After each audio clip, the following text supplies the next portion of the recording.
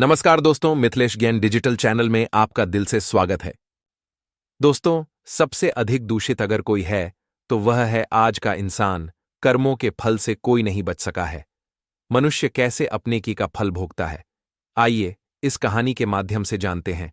एक पेड़ पर अपने बच्चों के साथ एक गिद्ध पक्षी रहता था। गिद्ध अपने बच्चों से बहुत प्रेम करता था।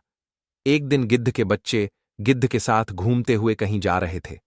तभी उन्होंने देखा कि एक स्थान पर एक स्त्री पुरुष बैठे हुए थे, जिनकी हालत बहुत ही दयनीय थी। दरअसल वे दोनों कोढ़ी हो चुके थे। उनके शरीर में जगह जगह जख्म बने हुए थे। जगह जगह से शरीर से रक्त रिस रहा था। भयंकर पीड़ा की वेदना से वे दोनों कराह रहे थे। उनके पास कोई भी व्यक्ति आता जाता नहीं था। वे एक रास्ते के किनारे बैठे हुए थे, न जाने किस कर्म का पाप भोग रहे थे। मित्रों, उन दोनों के ऊपर गिद्ध के बच्चों की दृष्टि पड़ गई। गिद्ध के बच्चों ने जब उन दोनों के शरीर से रिश्ता हुआ रक्त और मांस देखा तो वे अपने पिता गिद्ध से कहते हैं, पिताजी, हमने आज तक सिर्फ जानवरों का ही मांस खाया है। हमने कभी इंसान का मांस नहीं खाया है। हमारी इच्छा है कि आज आप हमें इंसान का मांस खिलाएं। सामने घायल अवस्था में दो स्त्री पुरुष नजर आ रहे हैं। आप हमें इन्हीं का मांस खाने की आज्ञा दें। अपने बच्चों की बात सुनकर गिद्ध कहता है, बच्चों, ईश्वर ने हमें जो भोजन बनाया है वही ठीक है। ज्यादा मन नहीं चलाना चाहिए। ज्यादा मन चलाना खुद के लिए ही तकलीफ देह होता है। आजकल इंसान का मांस बहुत दूषित हो चुका है। वह किसी के खाने योग्य नहीं रह गया है। इंसान इतना नीचे गिर गया है कि उसके कर्म देखकर बड़ी लज्जा आती है। धर्म कर्म की समझ रखने वाला वह इंसान इतना नीचे गिर जाएगा, हमने कभी नहीं सोचा था। गिद्ध बोला, हे बच्चों, आजकल भूखे रह लेना, पर इंसान के मांस को खाने कभी मत सोचना। गिद्ध के बच्चों ने पूछा, पिताजी, ऐसी क्या बात है जो इंसान का मांस हम नहीं खा सकते? तब गिद्ध कहता है, बच्चों, मैं तुम्हें एक कहानी सुनाता हूं। यह कहानी इन्हीं दोनों स्त्री पुरुषों की है, जिनका मांस खाने के लिए तुम लालायित हो रहे हो। यदि तुम इनके कर्म जान लोगे तो कभी इंसान का मांस खाने की जिद नहीं करोगे। तब गिद्ध के बच्चे कहते हैं, हां पिताजी, आप हमें वह कहानी जरूर सुनाओ। आखिर हम भी तो जाने कि इंसान का मांस क्यों नहीं खा सकते। आपकी कहानी हम मन लगाकर सुनेंगे। कृपया पिताजी, हमें जरूर सुनाइए। तब गिद्ध वहीं पर एक पेड़ पर बैठ जाता है और अपने बच्चों को कहानी सुनाने लगता है। वह कहता है, बच्चों, यह कहानी इन्हीं दोनों स्त्री पुरुषों की है जो नीचे कोड़ी के रूप में बैठे हुए हैं। इससे पहले यह दोनों एक राज्य के राजा और रानी हुआ करते थे। इस पुरुष की इससे पहले एक पत्नी थी जो ईश्वर को प्यारी हो गई। राजा और रानी के बीच बहुत ही अटूट प्रेम था। राजा अपनी पहले वाली रानी से बहुत प्रेम करता था। राजा के राज्य में चारों तरफ खुशहाली थी। प्रजा भी अपने राजा का बहुत सम्मान करती थी। राजा भी अपनी प्रजा की भलाई के लिए काम करता था। किसी तरह की प्रजा में कोई दुख नहीं था। इसी प्रकार राज्य कार्य करते हुए राजा का समय बड़े आनंद से बीत रहा था। मित्रों, कुछ समय बाद रानी ने एक कन्या को जन्म दिया, लेकिन दुर्भाग्य से बेटी को जन्म देकर वह महारानी स्वर्ग सिद्धार्थ गई। राजा को इस बात से बहुत सदमा लगा। राजा के मन में यह बात बैठ गई कि मेरी जो बेटी हुई है, इसी बेटी के कारण मेरी प्राणप्रिय रानी की मौत हुई है, क्योंकि राजा रानी को बहुत चाहता था। रानी का गम राजा से बर्दाश्त नहीं हुआ। इसी गम के चलते राजा की हालत बिल्कुल पागलों जैसी हो गई थी। उसने यह बात अपने दिलो दिमाग में बैठा ली थी कि मेरी बेटी के कारण ही मेरी पत्नी की मृत्यु हुई है। अब तो वह अपनी बेटी को बिल्कुल भी प्यार नहीं करता था, ना ही उसकी तरफ देखता था। मन ही मन वह उसे नफरत करने लगा। वह हमेशा कहता था कि मेरे घर में यह बेटी नहीं, ये को लक्षण हुई है, इसी के कारण मेरी रानी की मौत हुई है। राजा को सबने समझाया कि देखो, जो होना था वह हो गया, अब क्यों बेटी से नफरत करते हो? परंतु राजा के समझ में कुछ नहीं आ रहा था। मित्रों, आपको बता दूं कि रानी बड़ी ही धार्मिक प्रवृत्ति की थी। वह भगवान की बहुत पूजा पाठ करती थी। उधर राजा ने अपनी बेटी को ही रानी की मौत का जिम्मेदार मान लिया था और वह अपनी बेटी से मन ही मन बहुत नफरत करने लगा था। धीरे धीरे राजा सदमे में पहुंच गया। अब तो उसका राज्य काज में भी मन नहीं लगता था और ना ही वह प्रजा की भलाई के बारे में सोचता था। राजा की ऐसी हालत देखकर राजा के सभी मंत्री, दरबारी और रिश्तेदारों को चिंता होने लगी कि अगर राजा इस तरह रहेगा तो राज्य की प्रजा बहुत दुख भोगे। इस इतने बड़े राज्य का क्या होगा? राजा की ऐसी हालत के बारे में जब पता चलेगा तो पड़ोसी देश के राजा बुरी मनसा से हमारे राज्य पर आक्रमण कर देंगे और हमारा राज्य बिल्कुल नष्ट भ्रष्ट हो जाएगा और इसकी तरक्की रुक जाएगी। सबने राजा को मिलकर खूब समझाया, लेकिन राजा के मन से रानी की यादें नहीं निकल रही थीं। राजा की अबोध बच्ची हमेशा रोती रहती थी, लेकिन राजा उसे नजर भर के भी नहीं देखता था।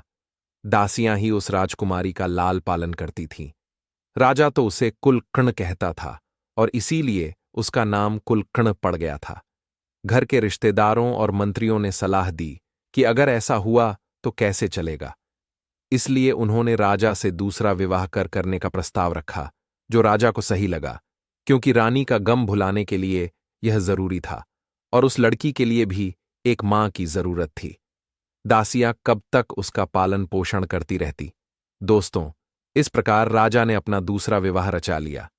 अब घर में दूसरी मां आ चुकी थी, लेकिन उस लड़की से जब उसका पिता ही प्रेम नहीं करता था और दान दहेज के नाम पर भी उसे कुछ नहीं दिया।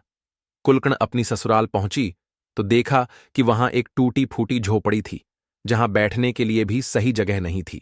वह भगवान से प्रार्थना करने लगी, हे भगवान, ये मेरी कैसी परीक्षा है।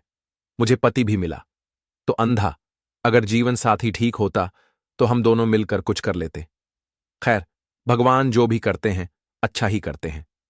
कुलक्षण ने यह मान लिया कि उसका पति ही उसका परमेश्वर है और उसने अपने पति और सास की सेवा करना शुरू कर दिया। वह उनके लिए खाना बनाती और सबसे पहले उन्हें खिलाती, फिर खुद खाती। उसने अपने जीवन को भगवान की इच्छा मानकर स्वीकार कर लिया और ससुराल में बड़े प्रेम से रहने लगी। दूसरी तरफ जब काफी समय बीत गया तो रानी ने राजा से कहा, महाराज, अब तो वह मनहूस लड़की हमारे घर से जा चुकी है। अब हमें उससे छुटकारा मिल चुका है। क्यों ना अब हम अपनी बेटी का किसी अच्छे राजघराने में विवाह कर दें। अब बिना बना देर किए राजा ने नाई और पंडित को बुलाकर टीका की सामग्री लेकर किसी अच्छे राजकुमार की तलाश में भेज दिया। राजा ने कहा, पुरोहित जी, हमारी इस बेटी के लिए एक अच्छे राजा का बेटा होना चाहिए, क्योंकि एक अच्छा राजकुमार हो जिसका राज्य बहुत बड़ा हो। राजा के बताए अनुसार नाई और ब्राह्मण एक चक्रवर्ती राजा के यहां पहुंचे, क्योंकि राजकुमारी सौभाग्यवती देखने में बहुत सुंदर थी। इसीलिए उन्होंने राजकुमार भी सुंदर ही तलाश किया। राजा का इकलौता बेटा था और वह एक चक्रवर्ती सम्राट बनने वाला था।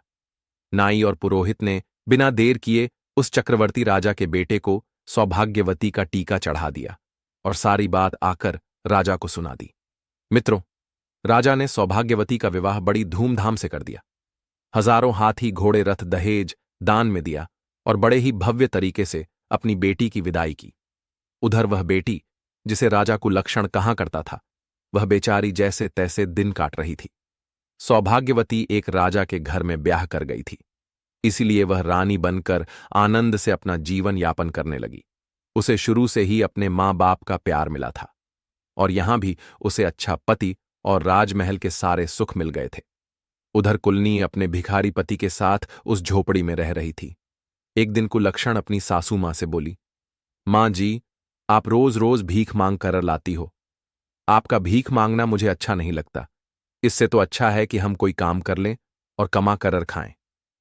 तब उसकी सास कहती है, बहू, वैसे तो तेरे मां बाप और लोग तुझे कुलक्षण कहते हैं, लेकिन हमारे घर की तू लक्ष्मी है। तू जो बात कहेगी वह मैं मान लूंगी। भिखारी की बहू कहने लगी, मां जी, इन पैसों में से कुछ पैसे आप मुझे दे दो।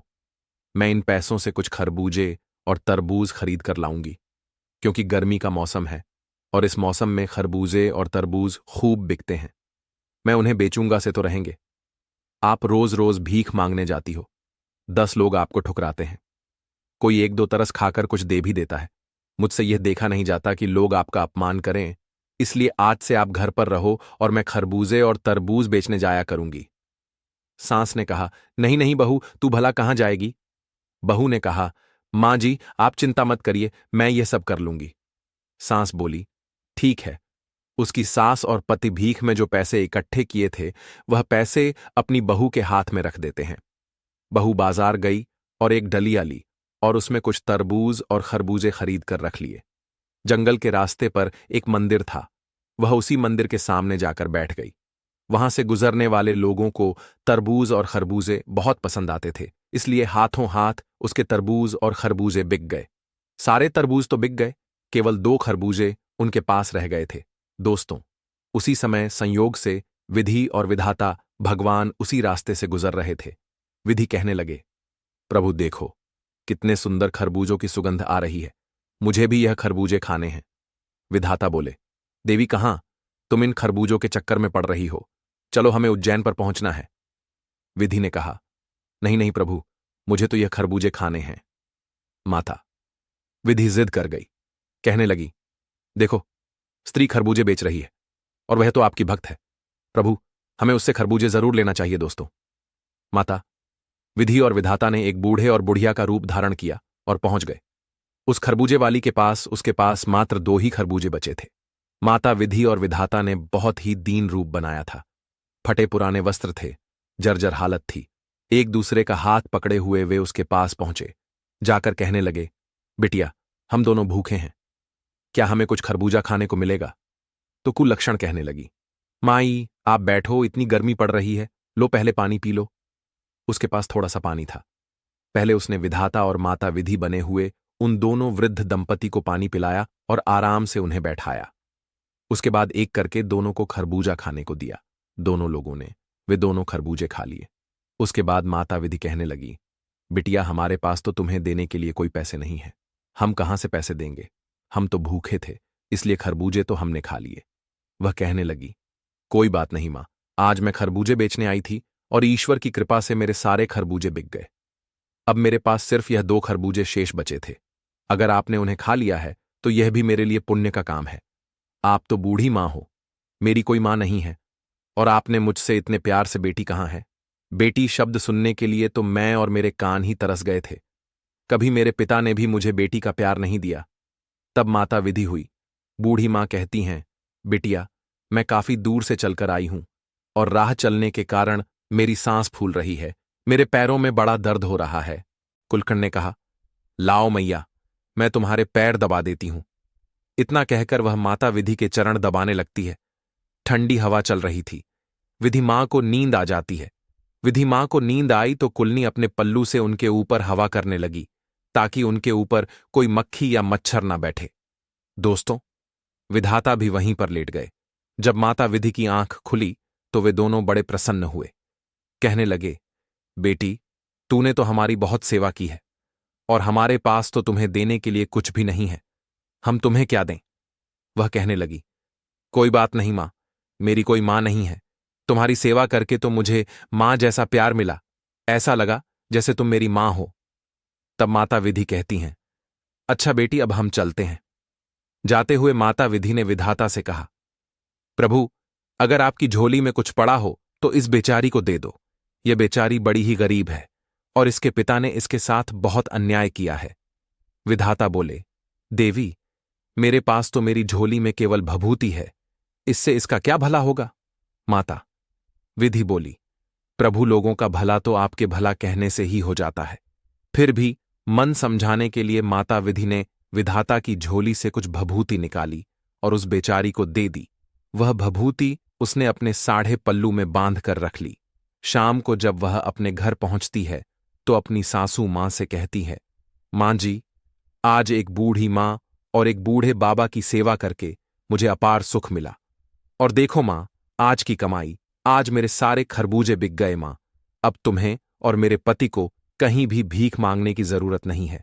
अब हम मेहनत से काम करके अपना गुजारा करेंगे और ईश्वर की कृपा रही तो हम सम्मान की जिंदगी झें। आज से हमें भीख नहीं मांगनी है। तब उसकी सास कहने लगी, बेटा मैं तेरी जैसी बहू पाकर निहाल हो गई। मैंने तो कभी सोचा भी नहीं था कि कभी मेरे बेटे का भी विवाह होगा। मुझे नहीं पता था कि मेरे बेटे के नसीब में इतनी संस्कारी और लक्ष्मी जैसी बहू लिखी होगी। मैं तो भगवान की बहुत आभारी हूं कि भगवान ने मेरे बेटे की किस्मत में तुम्हें लिखा था। वह कहने लगी, मां, आज एक बूढ़े बाबा और एक बूढ़ी अम्मा आई थीं, उन्होंने मुझे यह भभूति दी है, मैं इसका क्या करूं? तब उसकी सास बोली, बहू थोड़ा रुको, अभी मेरा बेटा आता होगा, जैसा वह कहेगा तुम वैसा ही करना दोस्तों। शाम को जब उसका पति आया तो वह कहने लगी, स्वामी, आज मुझे यह भभूति दी है, एक बूढ़े बाबा और एक बूढ़ी मां ने, मैं इसका क्या करूं। तब उसका पति कहने लगा, एक काम करो, घर के चारों कोनों में इसे छिड़क दो और जो बचे उसे संदूक में रख दो और थोड़ा बहुत भभूति हमारे जो तुलसी का गमला है उसमें रख दो। वह कहने लगी, ठीक है, मैं ऐसा ही करूंगी। अब तो उस लक्ष्मी ने उस भभूति को अपने घर के चारों कोनों में बिखेर दिया। थोड़ी भभूति संदूक में रख दी और रात को खाना बनाया। खाना खाकर अपनी सासू मां को खिलाया, अपने पति को खिलाया, फिर खुद खाकर घर की साफ सफाई करके सो गई। सुबह उठती है तो क्या देखती है कि उसकी झोपड़ी की जगह तो बहुत ही सुंदर महल बन गया है। चारों कोनों पर हीरे मोती चमक रहे हैं, धन के अंबार लगे हुए हैं और अनगिनत धन से घर भरा हुआ है। यह देखकर तो उसे बड़ा अचंभा हुआ।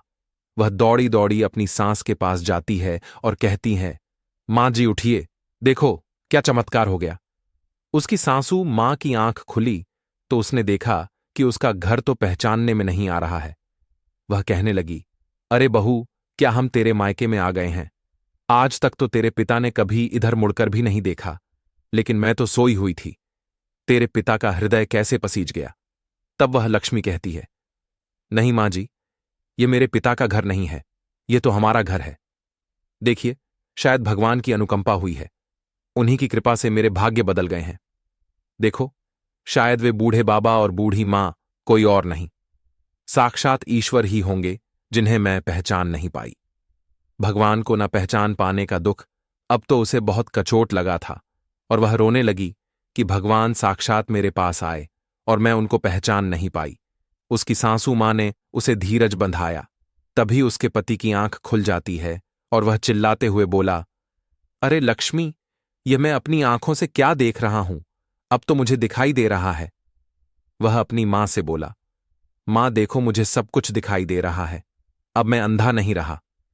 ये देखकर लक्ष्मी की खुशी का ठिकाना नहीं रहा। उसके पति की आंखें ठीक हो गईं। यह उसके जीवन की सबसे बड़ी खुशी थी। इतनी खुशियां तो उसे धन दौलत पाकर भी नहीं हुई थीं। भगवान की कृपा से अब उसका पति किसी राजा से कम नहीं लग रहा था।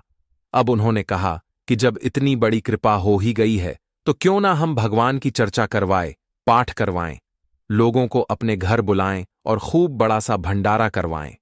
उसकी सासू मां कहने लगी, बेटी, तुम तो मेरे घर की लक्ष्मी हो, जैसा तुम करना चाहो वैसा करो। मैंने कब मना किया दोस्तों। अब तो लक्ष्मी ने अपने घर में एक कथा का आयोजन किया और अपने रिश्तेदारों को निमंत्रण दिया।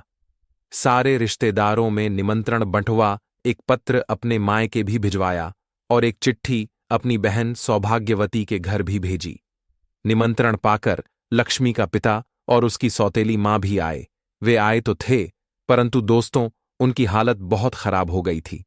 वे अपनी बेटी की हालत पर हंसने के लिए वहां आए थे, लेकिन वहां पहुंचकर उसके पिता का तो शर्म से सिर नीचा हो गया। वह सोच रहा था, मैंने अपनी बेटी के साथ ऐसा किया, लेकिन उसका नसीब देखो, नसीब के आगे किसी की नहीं चलती। मेरे चाहने से क्या होता है। जब भगवान ने उसका नसीब स्वयं अपने हाथों से लिखा हो, उसके माता पिता को अब बड़ा अफसोस हो रहा था, क्योंकि जब लक्ष्मी और सौभाग्यवती की शादी हुई थी तब उसके पिता ने अपनी बेटी को कुछ भी नहीं दिया था और जानबूझकर एक अंधे भिखारी के साथ उसका विवाह किया था। इसी पाप के कारण उसका पिता और सौतेली मां दोनों लोग कोढ़ी हो गए थे। बहुत उपचार करने के बाद भी वे ठीक नहीं हुए थे। उनका राज्यपाठ धूमिल होता जा रहा था। प्रजा में राजा के प्रति रोष पैदा हो गया था, क्योंकि जब राजा ही राज करने वाला मजबूत ना हो तो राज्य तो गरीब हो ही जाएगा। उसके राज्य में घुसपैठ होने लगी थी। उसका पिता एक नाम मात्र का राजा रह गया था दोस्तों। जब उसकी बहन सौभाग्यवती आई, और सौभाग्यवती तो पहले से ही घमंडी थी, वह पहले ही लक्ष्मी को बात बात पर ताने मारती थी। जब सौभाग्यवती आई तो उसने अपनी बहन की शान शौकत देखकर उसकी आंखें फटी की फटी रह गईं। वह सोचने लगी, मैं एक चक्रवर्ती सम्राट की पत्नी हूं, मेरे पास इतने बड़े राज्य का मालिक है, लेकिन यह महल और इसके सुख साधन तो मुझसे भी कहीं ज्यादा अधिक है। अपनी बहन का वैभव देखकर वह बहुत बेचैन होने लगी और कहने लगी, लक्ष्मी, तुझे यह कहां से मिला, कैसे मिला। तब लक्ष्मी ने सारी बातें अपनी बहन को बताई। सौभाग्यवती यह सुनकर और भी ज्यादा बौखला गई। सौभाग्यवती के मन में फिर से लालच आ गया। वह किसी भी कीमत पर अपनी बहन लक्ष्मी को नीचा दिखाना चाहती थी। वह तो चाहती थी कि लक्ष्मी उससे ऊपर कभी ना पहुंच पाए, लेकिन जिसे भगवान उठाना चाहते हैं उसे कौन रोक सकता है। ऊपर उठाने वाला तो ईश्वर है, किसको कब क्या बना दे कोई नहीं जानता। सौभाग्यवती ने जब अपनी बहन से पूछा कि उसके समृद्ध होने का क्या कारण है, तो भोली लक्ष्मी ने पूरी बात उसे बता दी कि उसने एक बूढ़े और बूढ़ी मां को खरबूजे खिलाए थे। उन्हीं के आशीर्वाद से यह सब हुआ है। अपनी बहन से यह सब जानकर सौभाग्यवती राजमहल में जाकर अपने पति से कहा, देखो जी, मैं भी खरबूजे बेचने जाऊंगी। उसका पति कहने लगा, अरे सौभाग्यवती, तुम यह कैसी बातें कर रही हो। हमारे राज्य में किसी प्रकार की कोई कमी नहीं है, और वह तेरी बहन इतनी गरीब थी, उसकी सच्ची श्रद्धा और भक्ति देखकर उस पर भगवान ने कृपा की है। तू तो क्यों चलन के मारे मरी जा रही है, तेरे पास किस चीज की कमी है। लेकिन सौभाग्यवती नहीं मानी। वह कहने लगी, नहीं जी, मुझे तो खरबूजे बेचने जाना है। तो पति कहने लगा, ठीक है, अगर मेरी बात नहीं मानती हो तो चली जा दोस्तों। उसने एक डलिया में खरबूजे भर लिए और एक मंदिर के पास जाकर बैठकर बेचने लगी। संयोग से उस दिन भी माता विधि और विधाता उधर से आ रहे थे। खरबूजे बड़े ही ताजे ताजे थे। माता विधि बोली, प्रभु देखो, मुझे खरबूजे खाने हैं। गर्मी का मौसम है और यहां बड़े सुंदर सुंदर खरबूजे दिखाई दे रहे हैं। विधाता ने बहुत समझाया, लेकिन विधि जी नहीं मानी। उन्हें तो सौभाग्यवती के खरबूजे पसंद आ रहे थे। अब उन्होंने फिर से बूढ़े का भेष बनाया और एकदम से उसके पास पहुंच गए। उस दिन सौभाग्यवती का एक भी खरबूजा नहीं बिका था। माता विधि कहने लगी, बिटिया, बहुत तेज भूख लगी है, गर्मी के मारे जन निकली जा रही है, बहुत प्यास भी लगी है। थोड़ा सा पानी पिला दो और हमें थोड़ा खरबूजा खाने को दे दो। तो सौभाग्यवती कहने लगी, अरे हटो यहां से, वैसे भी सुबह से बोनी तक नहीं हुई है, कहां से भिखारी चले आए मांगने के लिए। अब विधि और विधाता एक दूसरे की तरफ देखकर मन ही मन मुस्कुरा उठे और वहीं बैठ गए। सौभाग्यवती डंडा उठाकर कहने लगी, हटो यहां से, तुम लोग कितने गंध हो। मैं यहां खरबूजे बेचने आई हूं, तुम्हें देखकर कोई मुझसे खरबूजे खरीदने भी नहीं आएगा। अभी तक मेरा एक भी खरबूजा नहीं बिका है, और जब भगवान आएंगे तो मैं उन्हें कैसे खरबूजा खिलाऊंगी। तुम लोग पीछे हटो दोस्तों। सौभाग्यवती ने उन्हें एक भी खरबूजा नहीं दिया। सुबह से शाम हो गई, लेकिन विधि और विधाता वहां नहीं आए। वह उठकर चलने लगी और कहने लगी, अब मैं जा रही हूं जब भगवान साक्षात नहीं आए। उसने उस बुढ़िया से ही कहा, हे बूढ़ी मां, आप ही मुझे थोड़ी सी भभूति दे दो। तो माता विधि विधाता से कहने लगी, हे प्रभु, इसे थोड़ी सी भभूति दे दीजिए। विधाता ने अपने झोले में हाथ डाला और सौभाग्यवती को थोड़ी भभूति निकालकर दे दी। सौभाग्यवती खुशी खुशी अपने घर आई और अपने पति से बोली, देखो जी, मैं भभूति ले आई हूं, अब इसका क्या करना है। इतना कहकर उसने वह सारी भभूति अपने घर में छिटक दी और थोड़ी सी तुलसी के गमले में डाल दी। शाम को खाना खाकर सो गई। पहले तो उसे सारी रात नींद नहीं आई, और जब सुबह वह सोकर उठी तो उसने सोचा था कि घर में सुबह हीरे मोतियों के अंबार लगे मिलेंगे। सोच सोचकर वह बड़ी खुश हो रही थी, लेकिन जैसे ही सुबह उठी तो क्या देखती है कि उसके महल की जगह एक झोपड़ी बन गई है और जगह जगह कीड़े मकोड़े भिन्न भिना रहे थे। अब तो सौभाग्यवती मुंह पकड़कर रोने लगी और कहने लगी, हे भगवान। अब वह गाली ग्लोस करने लगी और अपनी बहन को गाली देने लगी कि इसने यह क्या करवा दिया। अब उसका पति उसे समझाने लगा, देखो सौभाग्यवती, तुमने जो लालच में आकर यह सब किया है, इसीलिए तुम्हारे साथ ऐसा हुआ है।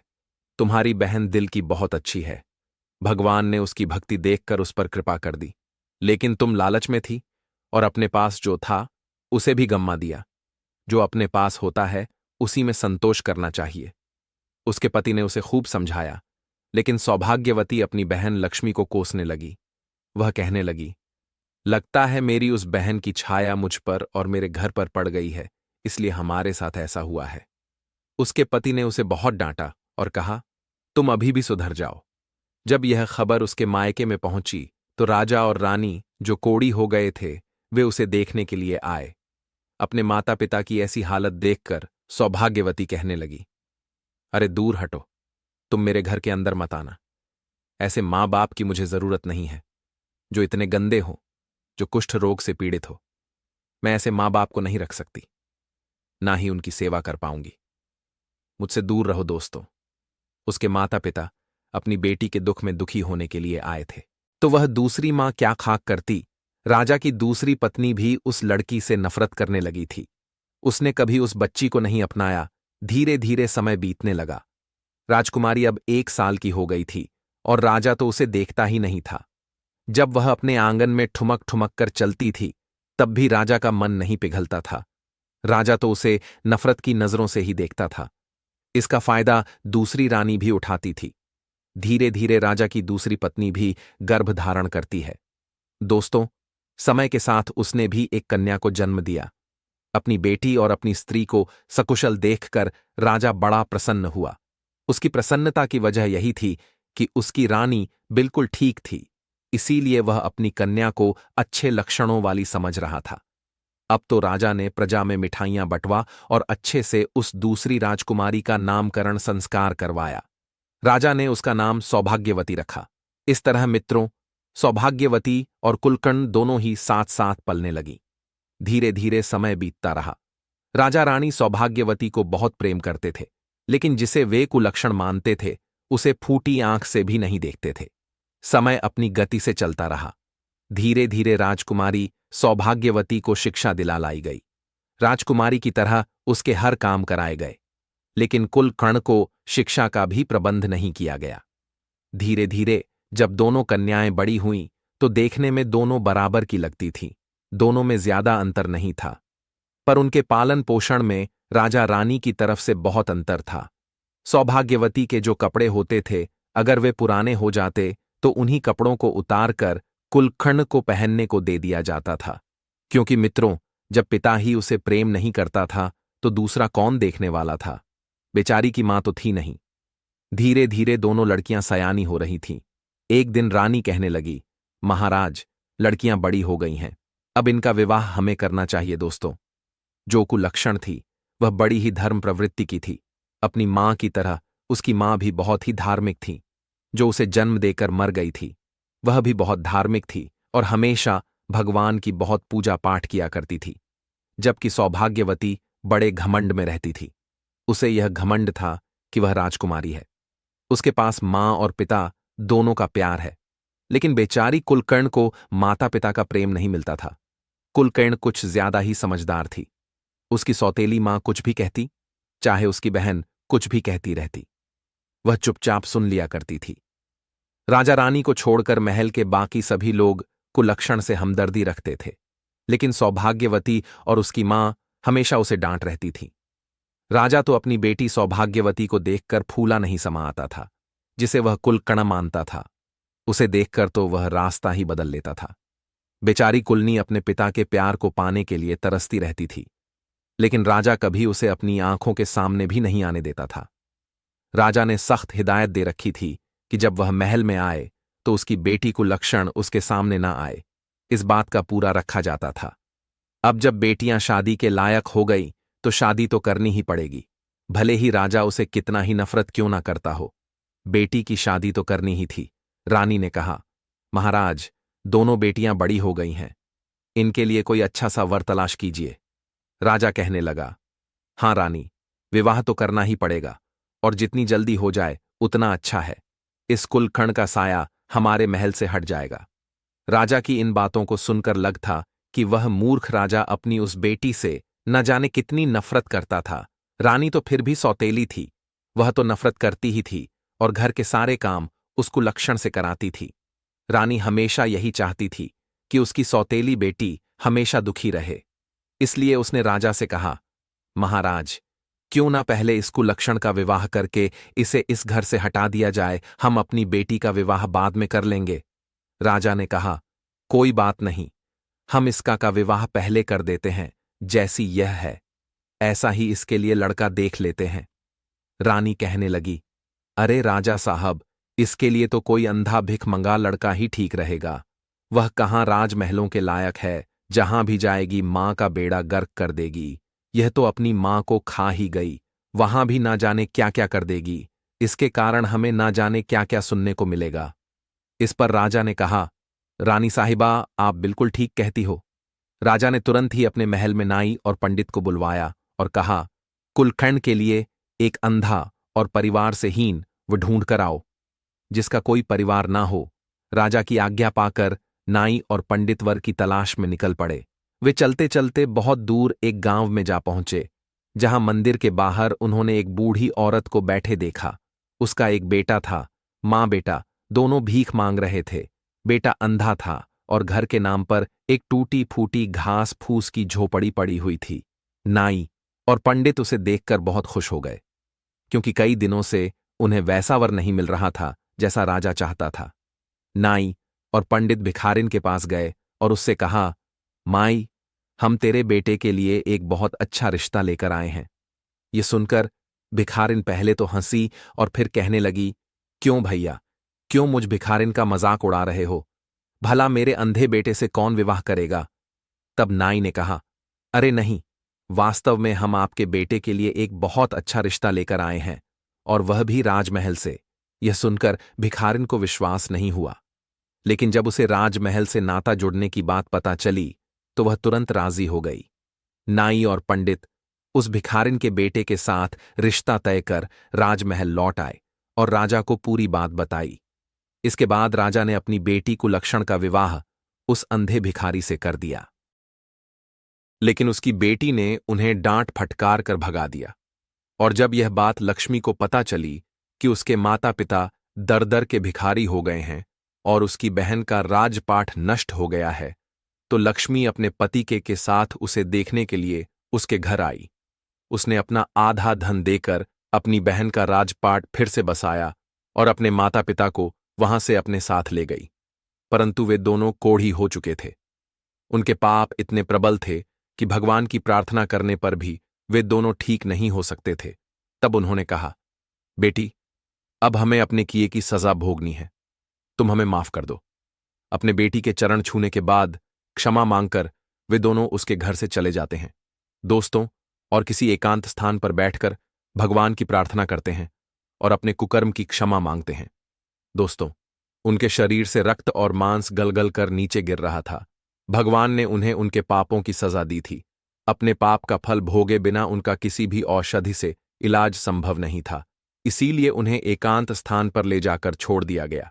अब उन्हें अपनी गलती का पूरा एहसास था कि जिससे वे कुलकर्ण समझ रहे थे वह तो साक्षात लक्ष्मी निकली, और वे अपनी गलती के लिए ईश्वर से क्षमा याचना कर रहे थे। पर उनका पाप बहुत बड़ा था, इसलिए उन्हें कोई आराम नहीं मिला। वे अपने कर्मों का फल उसी जिंदगी में बैठे बैठे भोग रहे थे। उधर दोस्तों, गिद्ध बोला, हे बच्चों, ये दोनों स्त्री पुरुष वही हैं। अब बताओ कि क्या तुम अब भी उस इंसान का मांस खाना चाहोगे?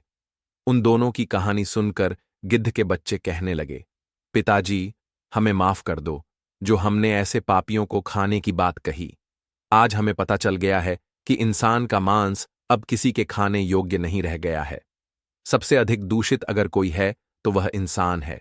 इस प्रकार गिद्ध अपने बच्चों के साथ वहां से चला जाता है। दोस्तों, इस कहानी से हमें यह सीख मिलती है कि कर्म का दंड हमें जरूर भोगना पड़ता है। जो माता पिता अपनी सौतेली बेटी या बेटे के साथ बुरा व्यवहार करते हैं, उनके के साथ ऐसा ही होता है। बुरे कर्म का फल बुरा ही होता है। मुझे सुनने के लिए धन्यवाद दोस्तों। मिलते हैं अगली वीडियो में एक नई सीख के साथ। खुश रहिए, अपना ख्याल रखिए। धन्यवाद।